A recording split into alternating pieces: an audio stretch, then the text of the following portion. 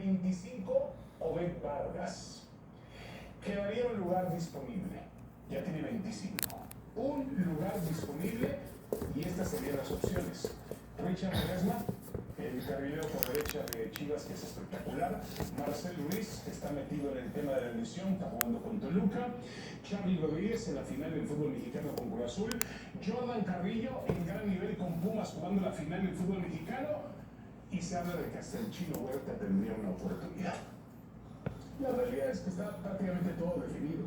No hay más. Esto es lo que tenemos. Aguirre encendió un poco el tema de la liguilla y eso debe agradecerse.